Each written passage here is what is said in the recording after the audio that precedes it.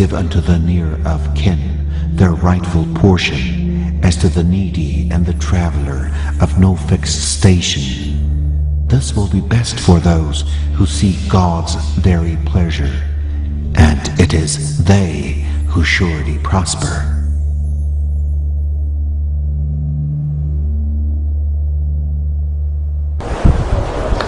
Bismillah.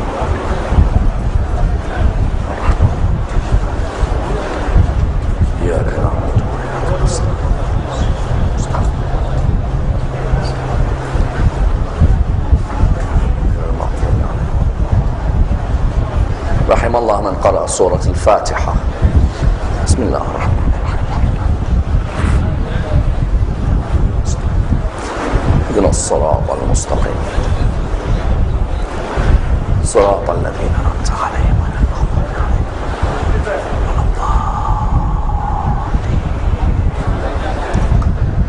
بسم الله الرحمن الرحيم. الحمد لله رب العالمين، والصلاة والسلام على سيدنا وعظيمنا وحبيب قلوبنا وشفيع نفوسنا أبي القاسم محمد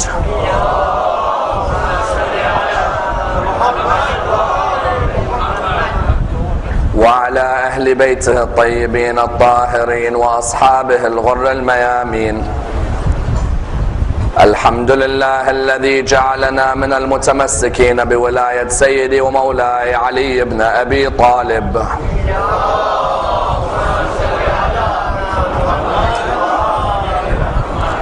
الحمد لله الذي هدانا لهذا وما كنا لنهتدي لولا أن هدانا الله. أما بعد، يقول الله في كتابه الكريم: بسم الله الرحمن الرحيم. قل لا أسألكم عليه أجرا إلا المودة في القربى. The first of our loud salawat in honor of Rasulullah Muhammad sallallahu alayhi wa alihi wa sallam.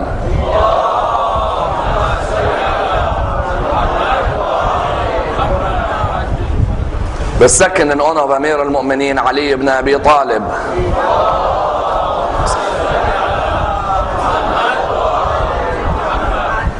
The third with your loudest voices in honor of the Imam of our time, Imam Sahib al-Asr wal-Zaman.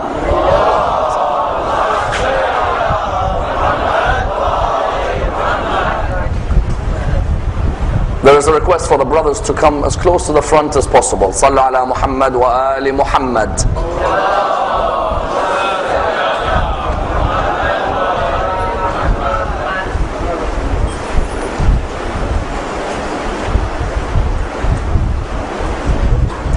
Respected scholars, brothers and sisters, Assalamu alaikum wa rahmatullah wa barakatuh. The Holy Prophet Muhammad sallallahu alayhi wa alihi wa sallam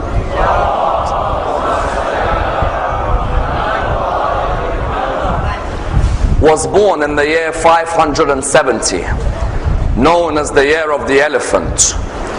He occupies a prominent position within the religion of Islam and is revered as the greatest personality within the religion. A man whose life has to be examined in depth, for there are many lessons to be learnt and indeed many examples to be derived.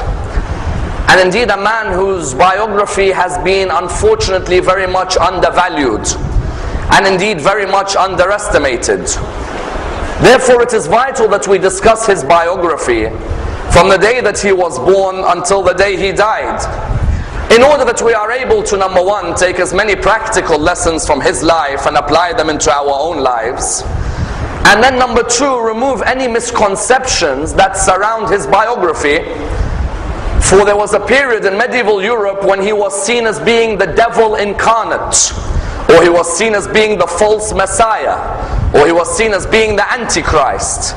And therefore there is a need for us to dissect the biography in order that we present him in his true light as a mercy for mankind and a moral exemplar to everyone.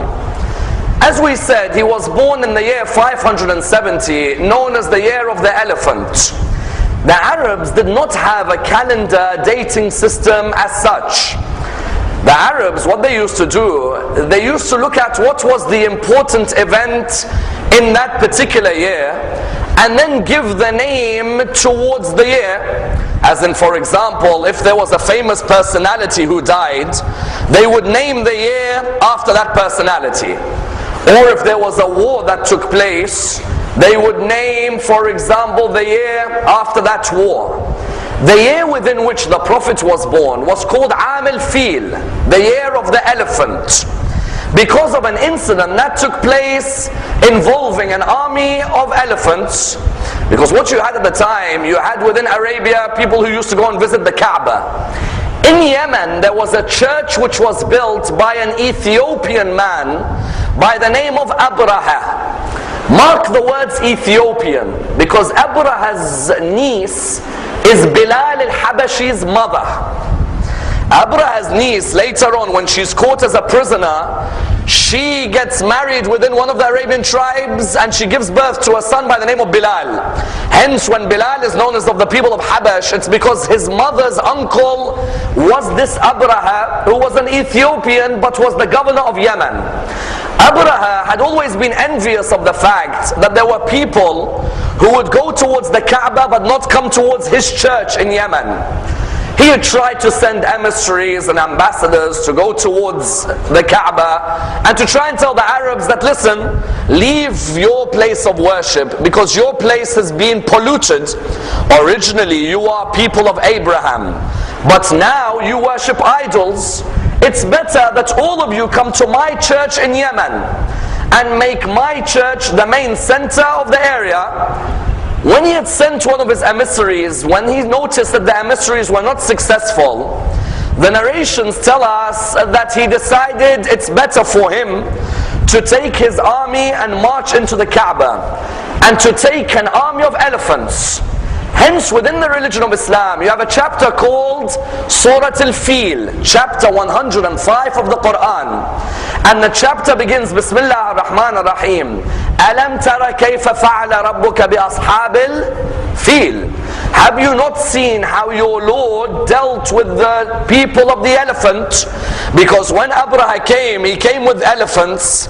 There was only a few elephants that he bought. But as we know, elephants are oversized, that there only needs to be a few for them to capture your attention. When he came towards Arabia, he came with these elephants, and there were people who definitely were scared. That's why the main person who counteracted him was who?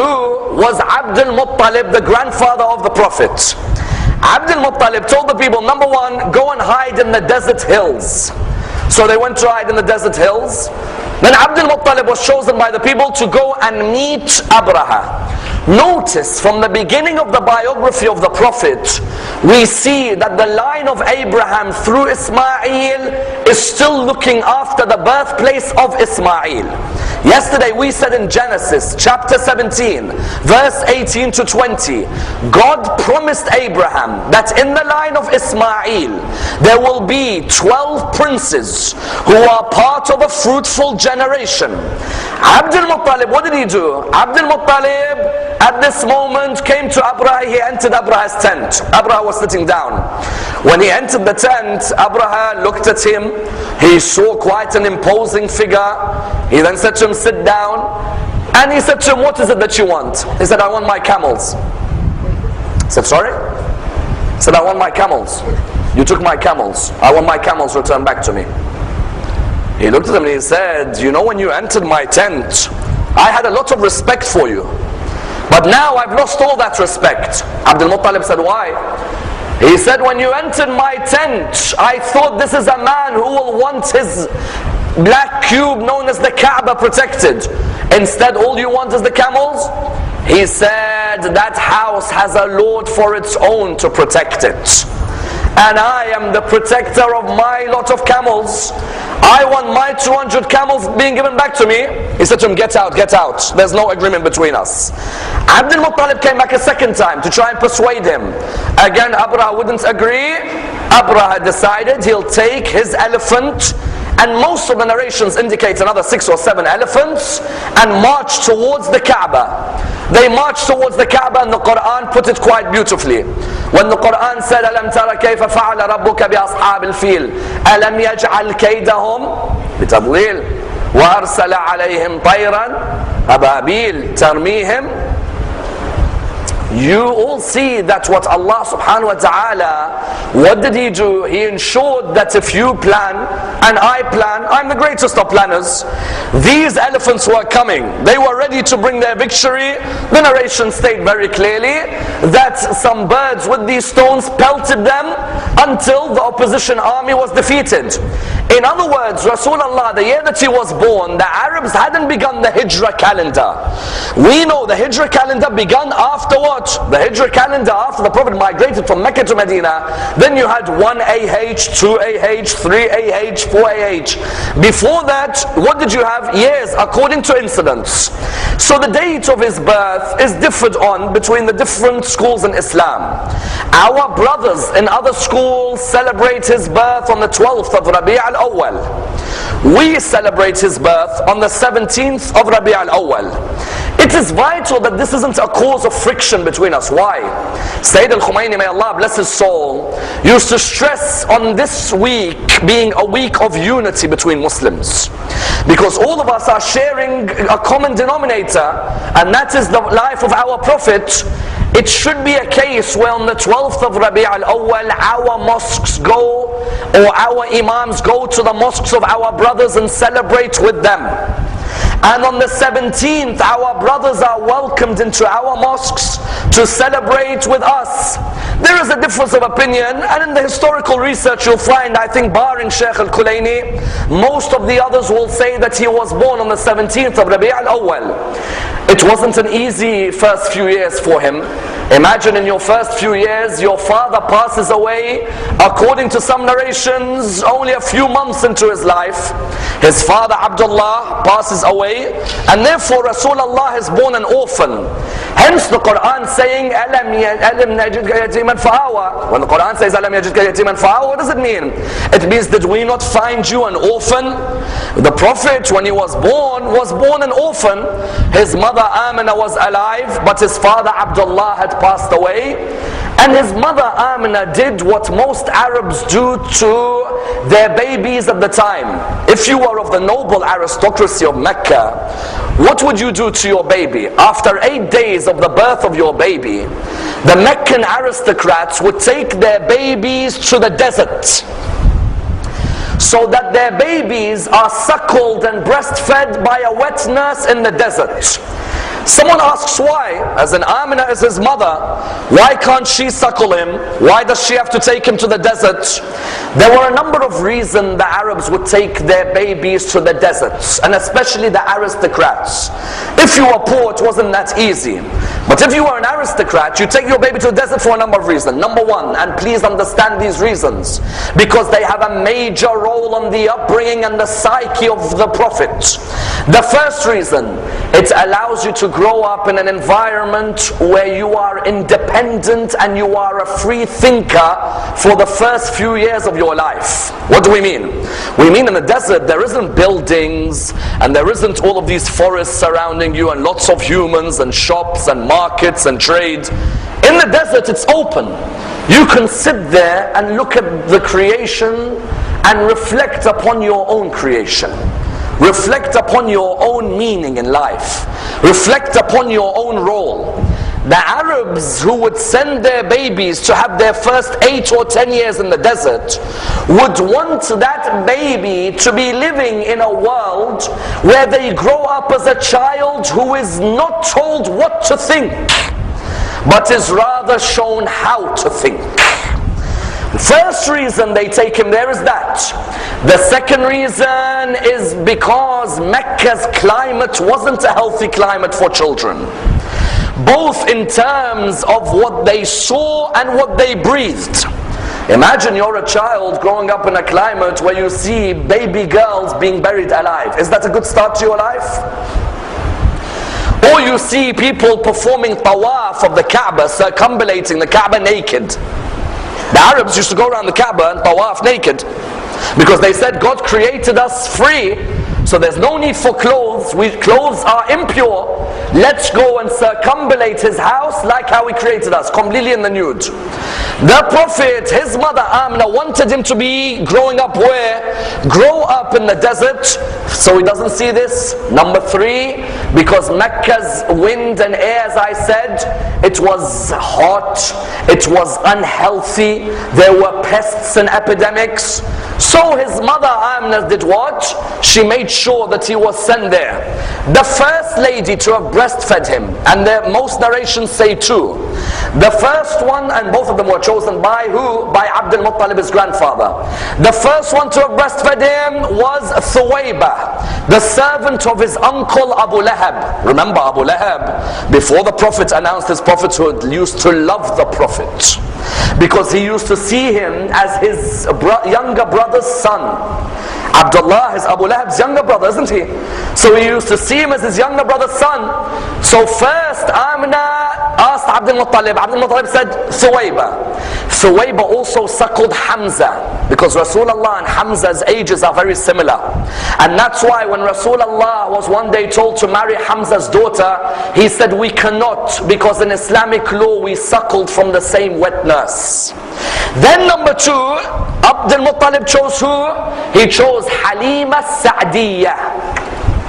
Halima Sa'diyah was a pious, God-fearing lady. Abdul Muttalib chose her as the one who would suckle the Prophet.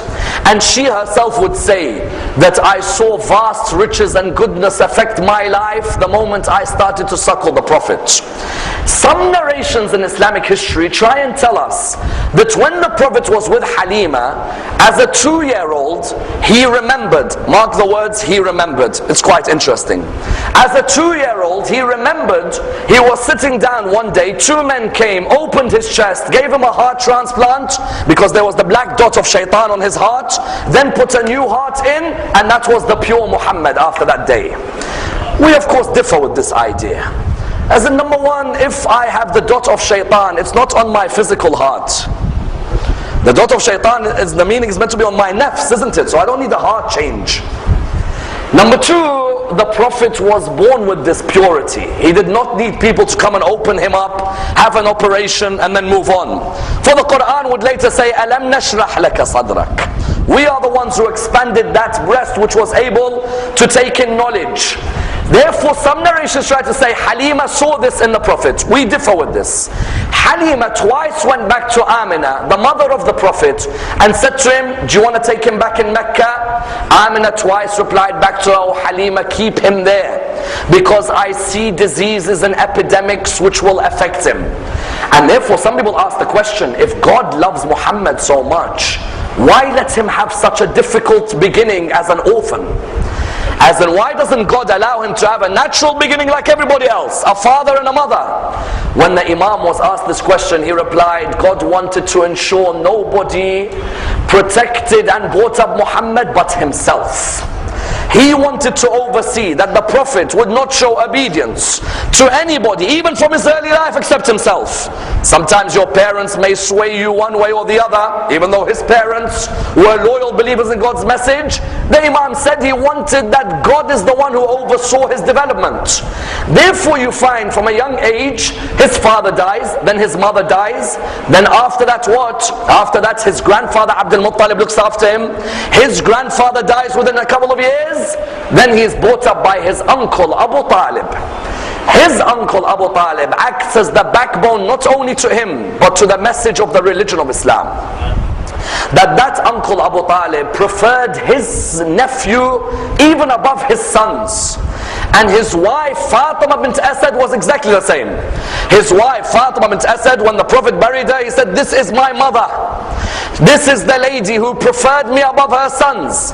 This is the lady who used to clothe me and wash me and look after me. And she is the one who nourished me. You notice that these were the two who looked after him. And that's why the Prophet from a young age, there is a certain question that is asked.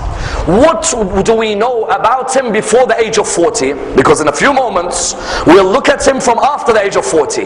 But before the age of 40, if you were to ask many Muslims, tell us about your Prophet before the age of 40, many are unaware of his biography. You notice that before the age of 40, when Abu Talib was bringing up, Abu Talib, the Prophet would latch onto him everywhere. To the extent that Abu Talib himself narrates, one day I was about to leave for Syria on a commercial expedition. The young Muhammad was only 12, he latched onto me as I was leaving. When he latched onto me, it hurt me that this my nephew is an orphan. Let me take him with me. The narration states that he took him towards Syria. On the way towards Syria, they walked past a monastery. The monk, when he sees these people coming, they say to him, we are coming here to reside for the night. The monk looks at them, what does he say? The monk says to Abu Talib, all of you can come and are welcome to eat what you want to eat. But Abu Talib, I want to ask you a question. He said, what is it? He said, you know that young man was walking alongside you. Bring him tomorrow with you as well. Abu Talib said, very well, I'll bring him tomorrow. The next day when Abu Talib came, he looked at him and he said to him, where's the young man? That young man who was walking alongside you? He said, my nephew. He said, yes. He said, he's just over there. He said, call him towards me. At the age of 12, and this is one of our proofs within Islamic theology, that from a young age he was already inspired with the knowledge of God and the knowledge of his mission. At the age of 40, it's not that he became a prophet, it's that he was now told to announce his prophethood. Before that he knew, because when that monk comes and he sees him, he says to him, in the name of Allah and Uzza. As soon as the Prophet heard this, he said to him, do not bring those names in front of me. Those are the most detested names to me. They were the idols of Quraysh. Then the monk said, I want to give you some sadaqah. He said, we do not accept sadaqah. Then he said to him, can I see the mark between your shoulders? He allowed him to see the mark between the shoulders. He looked at Abu Talib. He said, Abu Talib, if you did not know already, because Abu Talib is already knowing, if you did not know already, then know that this young man is what? Know that this young man is the prophet who Jesus spoke about and who Moses spoke about. And beware of the enemies that he's going to face. And he at that moment said to him, Abu Talib said, how did you know? He said, forget these signs. When you were walking and Muhammad was next to you, I saw every tree bow down after Muhammad left it. Therefore, what do you have? You have from a young age at the age of 12. But even after the age of 12, there is this innate love for justice and removal of oppression. In which way? One of the greatest incidents in his young age was at the age of 20. And years later, he would always refer back to this. At the age of 20, he refers to when he joined and formed a group called Hilful Fudul. Hilful Fudul, what was it? In Arabia, many people would come for the markets. When they'd come from the markets, they'd come from outside the market area. When they'd come from outside the market area, the narration states, they'd come from outside the market area and they'd bring their goods and the people of Arabia would buy. One of these people came from Banu Zubayd, or some say Banu Zabid. He came to sell some of his goods to Al-As ibn Wa'il, the father of Ammar. When he sold his goods, he said to the father of Ammar, he said, Al-As, give me my money. He replied back to him by saying, which money? He said, you've just taken my goods, I want my money back. He said, there's no money for you. And you're a stranger in our land, you're not going to get your money back. And I'm one of the aristocrats of Arabia, so you might as well forget about it. This person, what did he do? He was so enraged, he went on one of the mountains in Arabia and he said, O people of Arabia, I have come as a stranger to your land, and I have been involved in a business transaction, and none of you have sought to help me when this man has taken my rights. At least one of you speak up. A 20-year-old called Muhammad speaks up for him. He gets up and he says, it is unjust for us to be like this with a person who is a guest in our location. And secondly, in a business transaction, how can we be unjust when the goods have been sold?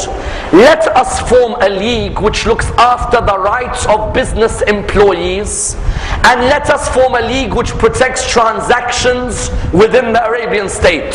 How old was he? Remember, he wasn't old, he was 20. There is still no announcement of his prophethood. But from that young age, the first sign people noticed of him, a man who speaks out against injustice. We in 2011, the first example we take of him, how many of us speak out against injustice, be the injustice against Muslims or non-Muslims? Our Prophet didn't look at that man and say, well, that man is not a Muslim, so I'm not going to speak up what's right. Whenever we see any oppression anywhere in the world, we must speak out against that oppression. Because our Prophet from his young age taught us this. This is number one. Number two, not only at the age of 20 did he achieve this, later on he achieved two attributes which the Arabs would honor him for. They gave him the title As-Sadiq and Al-Amin, the truthful and the trustworthy. Notice that the Arabs didn't know he was a prophet, nor did they receive any book from him, but they were concerned with his ethics as a human being. You know, when the Kaaba was affected by a flood, the Kaaba was damaged. They needed to put back Hajar al-Aswad. You know the black stone in the Kaaba? They needed to put back Hajar al-Aswad into the Kaaba. The Arabs had a fight with each other, and you know, unfortunately some of these Arabs were fighting a bit too easily. The Arabs had a fight with each other, and amongst the fights that they had was this one: who puts Hajar al-Aswad back in its position? One tribe said we should put it back, another says we should put it back, a third says we should put it back, a fourth says we. They said, okay, let's do this. The man who walks in next into this meeting, he will be the one who chooses which tribe puts it back. As soon as he walked in, they didn't say Muhammad has walked in. They said As-Sadiq Al-Amin has walked in. The focus wasn't on the name. The focus was on the morals of the man. Today in Islam, there is too much focus on names and not morals. When he began his mission, before he began, you can't just come out in front of people and say, people, I am a prophet, follow me. No.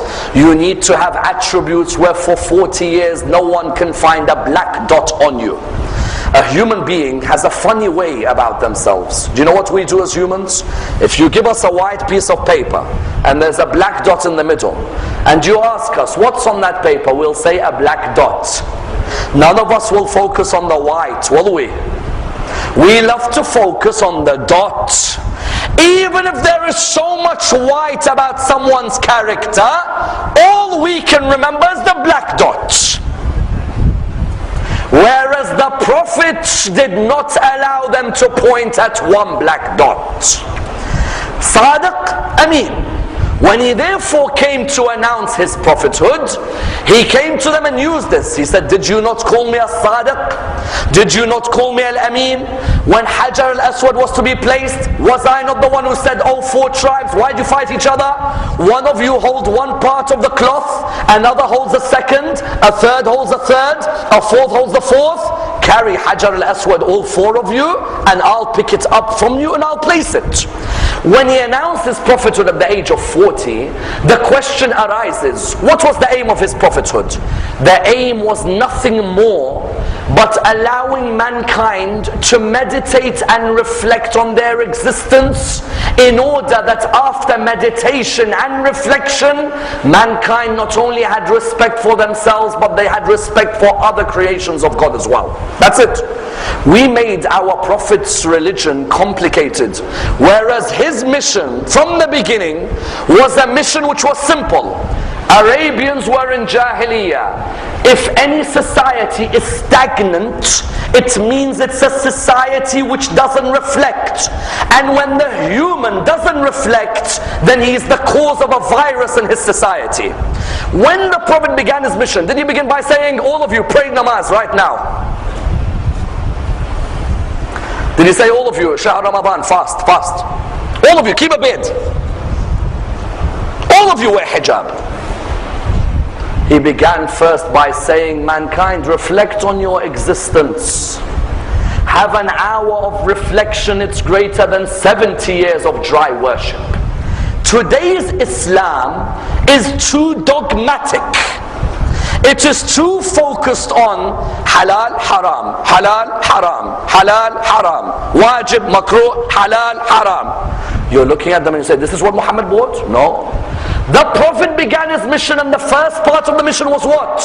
A true human is one who is reflecting on their role in this world. The moment they reflect, everything else will fall into place. Today's Muslims, we focus on the jigsaw pieces, we've forgotten the puzzle. Notice Miqdad, what does he say? He says those early days in Islam, what were we doing? He says in those early days in Islam, I heard the Prophet through, for example, one hadith saying, I heard the Prophet saying an hour of reflection is greater than a year of worship. And then I heard Ibn Abbas say, the Prophet said, an hour of reflection is greater than 7 years of worship. Then I heard another companion say, an hour of reflection is greater than 70 years of worship. So I said, I'm going to go to the Prophet and ask him, how in one hadith are you telling the people an hour of reflection is greater than a year? In a second you're saying an hour of reflection is greater than 7 years of worship. In a third you're saying an hour of reflection is greater than 70 years of worship. When he told the Prophet said, Miqdad, come with me. Let's ask the first person. They asked the first person, how do you reflect? He said, I look at the creations of the heavens and the earth, and I think to myself, these cannot have come by an accident. The Prophet said, his 1 hour of reflection is greater than a year of worship. Then they went to the second. They said to him, how do you reflect? He replied by saying what? I think about the day of judgment and the questions I'm going to be asked about what I did in public, but what I did in private as well. Rasul said his 1 hour of worship is greater than 7 years of, his 1 hour is greater than 7 years of worship. Then he went to the third. How do you reflect? The third said, I'm going to be very frank with you. I think about hellfire and I get scared. His 1 hour of reflection is greater than 70 years of worship. Because the moment you think about that, it will make you change your ways quite quickly. The origin of the religion was what? The Prophet began first by saying, 1 hour of reflection in this religion is greater than 70 years of dry worship. You can fast and pray and fast and pray and fast and pray. But if you fast for 30 days in the year, but the other 335, you're not reflecting on your life, on your role, on your meaning, on your objectives, then you haven't understood the true message of the religion of Islam. Then after that, the moment you reflect on your creation, that you were one day insignificant, you weren't worth mentioning, you came from something where if you look at it you are disgusted, then you'll look around those around you and you'll say, if I am so low, then why am I so arrogant to those who are around me? That's why when he began his mission, first at the age of 40 he asked people to reflect on their existence. Then he said, now that you've reflected, the first area I want you to remove is the area of racism in your society. Why? Because he knew when the human reflects, there'll never be a racist human being. Because what am I? Yes, because I'm a certain color, I'm better than another human. No, we were both sons of Adam, created from dust. You found that the first part of his biography was he spoke out against racism of any type. As in, how did Bilal come to Islam? Bilal came to Islam when one day he saw Ammar ibn Yasir was captured. When Ammar ibn Yasir was captured, the early aristocrats of Quraysh looked at Ammar and they said to Ammar, oh Ammar, are you the one who's trying to come forward and you're trying to say that Muhammad's religion is the one we should follow? Ammar said yes. He said, explain to me Muhammad's religion. He replied by saying, the Prophet talks of one God, and that God is one who is merciful to his creation. He has given them free will, and that God has a day of judgment where he will judge us, but he will not judge us on our race. He'll judge us on our consciousness of his presence. Bilal was standing there, he was a slave. At that moment, Bilal, one of the people said, Bilal, torture Ammar. Bilal said no. He said, what? Bilal, you black slave, torture Ammar. He said, no. How dare you, Bilal? We brought you up, torture. He said, I have never heard of a message where there is a religion where a man with my skin complexion is protected, where a man of my skin complexion is honored. Notice here that Bilal, when he came towards Islam, it's because number one, there was the avenue of reflection by the Prophet. He allowed the religion to be intellectually spread, not emotionally. Intellectually there was a spread. When Bilal heard this, Bilal would later on, the Prophet would destroy any area of racism. How? He would come forward and say, when he reached Medina later on, the Prophet would come forward and say that I want someone to call for prayer. The people came forward and they said, who is it that you're going to call? He said, Bilal, go up and recite the adhan. In one step, he destroyed racism right from the beginning. Therefore, number one, racism, Rasulullah taught that is to be destroyed from the beginning of his message. Number two, not only do you respect people of different races, learn to respect people of different religions. Because in the early years of his prophethood, his companions were being tortured. So the Prophet came to Ja'far ibn Abu Talib, Ja'far the son of Abu Talib. He said to him, Ja'far, go to Abyssinia, leave with the companions.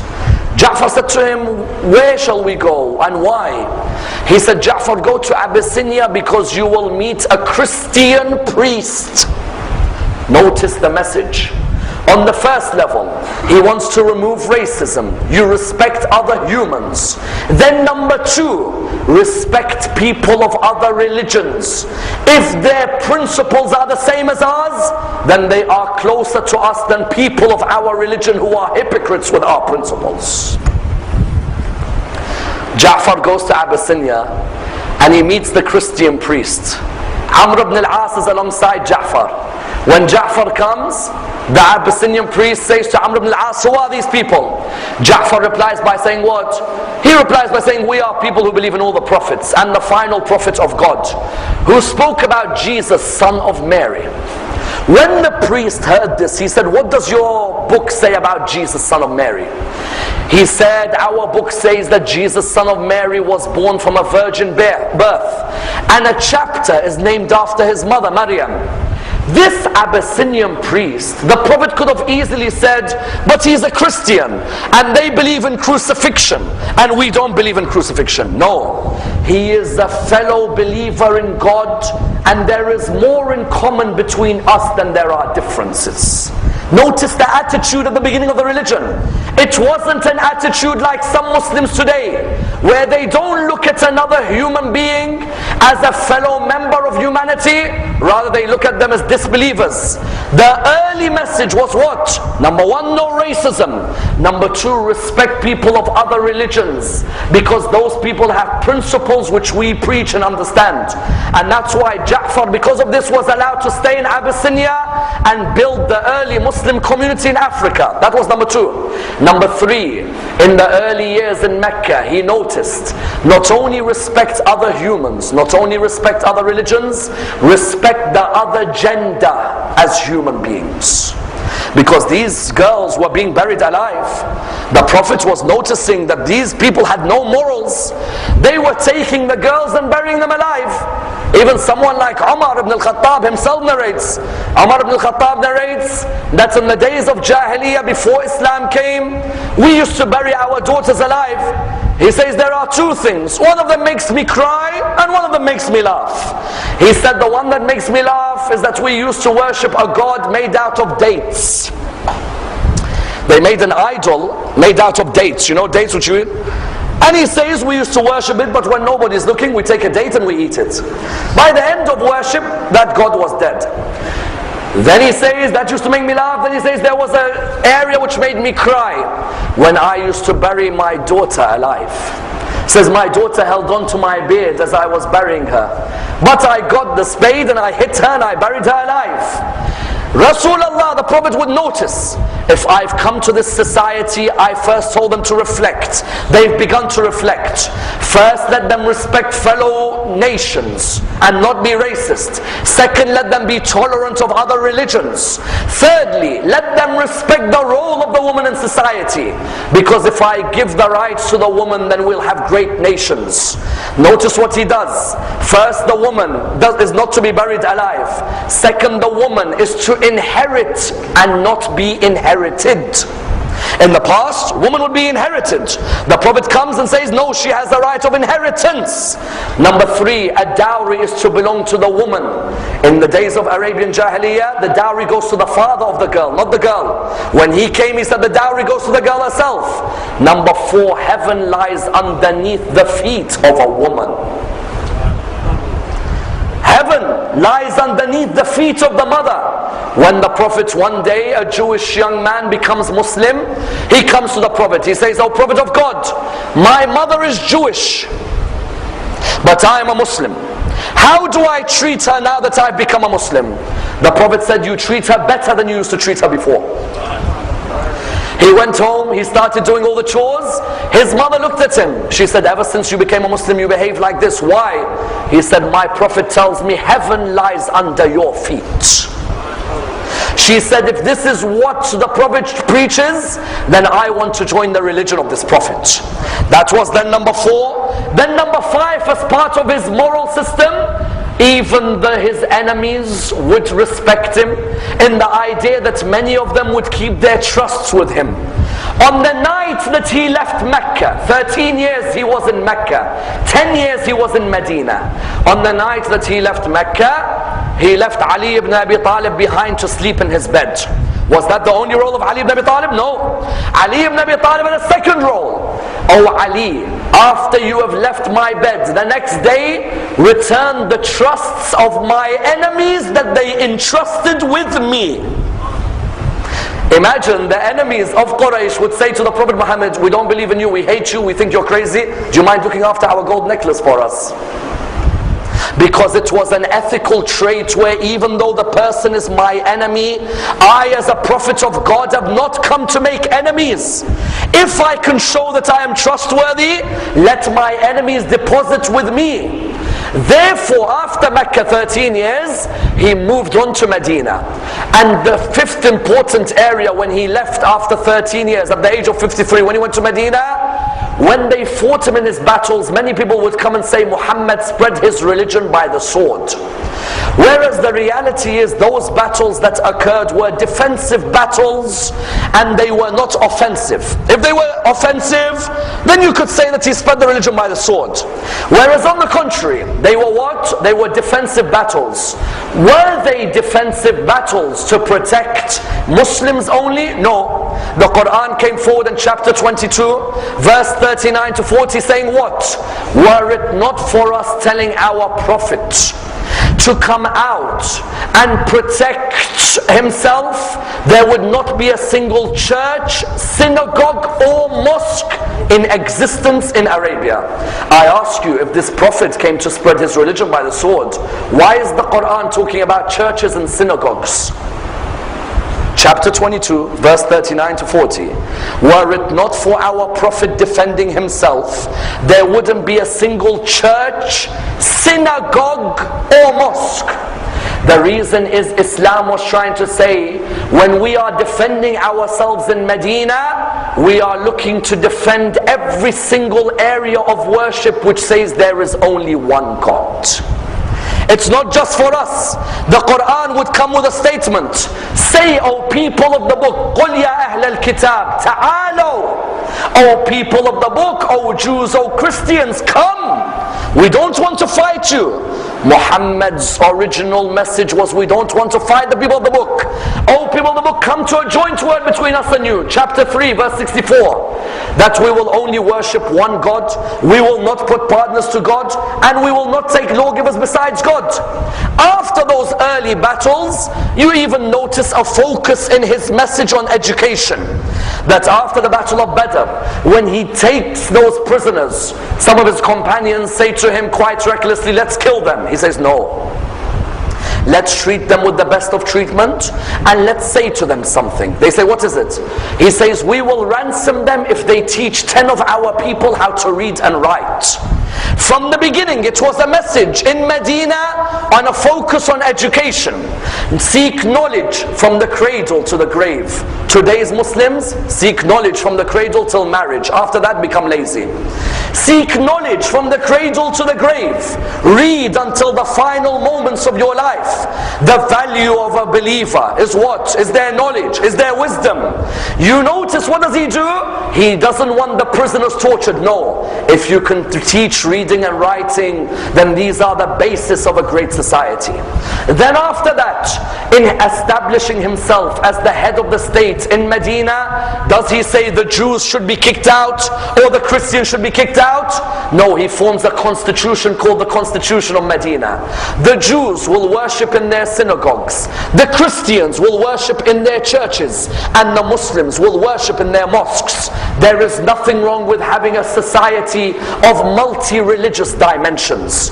And even after that in Medina, when he is ordered by his Lord to go to Mecca, he hasn't returned to Mecca since he was expelled.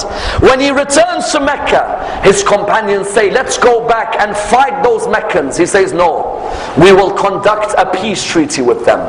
His companions say to him, what do you mean peace treaty?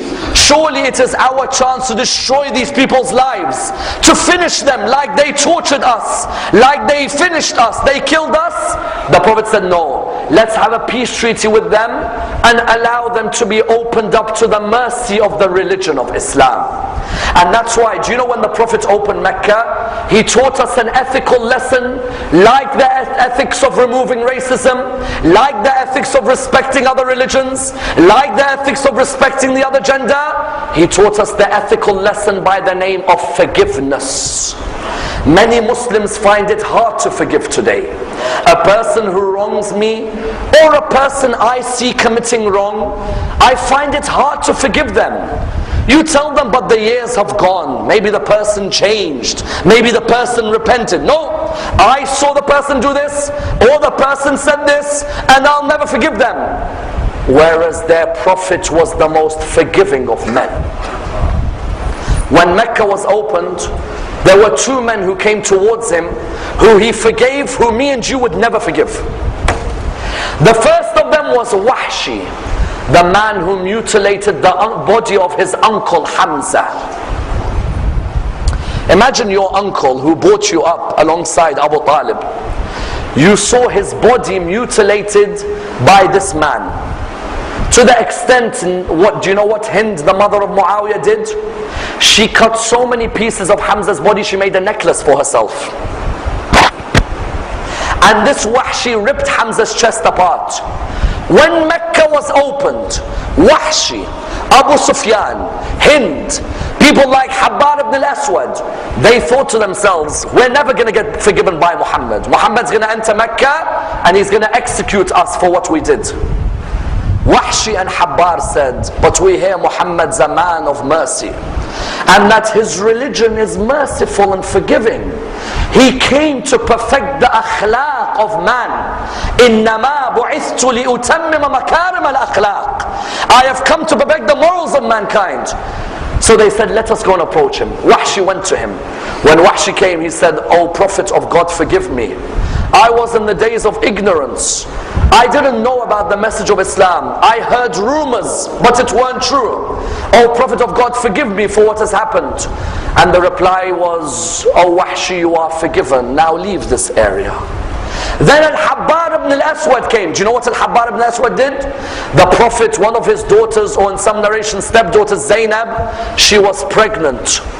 She was meant to go towards Medina. Al-Ammar wanted her to miscarry. So on her way towards Medina, he came and scared her in a way where she ended up miscarrying her child. When the Prophet heard this, he was saddened. When he opened Mecca, Al-Ammar came and he said, O Prophet of God, I am the cause of the miscarriage of your grandchild. I scared your daughter in a way where I caused her to miscarry her child, but I was ignorant. They deceived me about your behavior and your character. When I see you now, I see a man of morals. Please allow me to be forgiven. The Prophet, if it was me and you, and someone hurt us in this way, would we forgive them? Ask ask yourself as Muslims today, how forgiving are we of our brothers, our sisters, our aunties, our uncles, our grandparents, our cousins? Whereas our Prophet came and taught even this man who caused my daughter to miscarry, he told him, you are forgiven by Allah subhanahu wa ta'ala. Do not worry over what you have done. And that's why his focus would also be that the basis of a great community is all of these ethics of tolerance and patience and forgiveness, especially patience. You think as Muslims today, we have to be patient? We take it from him. Some of us have to be patient in our marriages. Some of us have to be patient with our children. You find he had to be patient with his marriages and with his children. With his marriages, would you believe he had married a lady by the name of Shamba? This Shamba, the narration says she was called Shamba, the daughter of Ammar al-Ghaffariya. This Shamba, when she saw his son Ibrahim die, we know he had Qasim, Abdullah, Tahir and Ibrahim. You know, when she saw his son Ibrahim die, she was his wife. She saw his son die. She looked at him. She said, if you're really a prophet of God, God would not have caused your son to die. I'm leaving you. And she left. Do you know how much patience you have to have when you're married to someone and they talk like that to you? For you to tolerate. But he was patient. He had another wife by the name of Malika. This Malika heard some people say, your dad, the cause of his death was Muhammad. She said, take all your possessions. She left. Sometimes in our lives we say, look what we face. Your prophet had to face more. Your own prophet had to face more. But he used to say, patience is to faith like the head is to the body. There can be no body without a head, and there can be no faith without patience. Even he had to see a loss of his children. His son Ibrahim died, his son Qasim died, his son Abdullah died. Some of us today say, how comes our children died? How comes my friend's children died? When we say Rasulullah is an uswa and examples, because everything that we face, the Prophet faced in his life as well. And that's why before he died, he did what any great leader will do. He made it clear to his people that even though I am dying, I will first ensure that I leave behind guidance for you. He left behind guidance on the day of Ghadir when he raised the hand of Ali. And he made it clear to the people that I will never leave this world without ensuring that there is a guide for you who continues to protect the message in the way I gave you the message. But his final act was a true act of charity. His final act was, in Islam, as causing a smile for a fellow human is an act of charity. When his daughter Fatima came towards him when he was dying, there is a narration which states that first she cried, then she smiled. In this one act, the Prophet was showing us that from the beginning of my life until the end, ethics and morality was the message of my biography. When Fatima turned around, they said to Fatima, you cried and you laughed? She said, I cried because he told me he is about to pass away. But then I smiled because he told me I will be the first of his family to join him. Notice from the beginning until the end, the man was a man who brought a smile into the life of humanity and left with a smile. And that's why until today, as a conclusion, it's not only Islam that respects him but others. Guru Nanak believed Muhammad was an agent of Brahman. You find, for example, that somebody like the Christians, the Latter-day Saints, say although we do not believe in him as a prophet, we say he was a moral exemplar to mankind. And no better words than the words of Gandhi when he said, it is impossible that millions are attracted to this man because of his sword. No, it's not his sword. It was his pledges which he kept, and his simplicity in his life, and his devotion to his family and friends that made this man the man that he was. Gandhi then said, I was saddened when the second volume of his biography I finished reading, because I wished I had learnt more about this man, a man who there is none like, a man like Muhammad sallallahu alayhi wa sallam. Let us raise our hands and pray to Allah subhanahu wa ta'ala to raise us with Muhammad and Al Muhammad, to allow us to implement the lessons from his biography, and to allow us to receive his intercession in this world and the hereafter. Inshallah, tomorrow we will continue with the biography of Imam Ali ibn Abi Talib. Wassalamu alaikum wa rahmatullah wa barakatuh.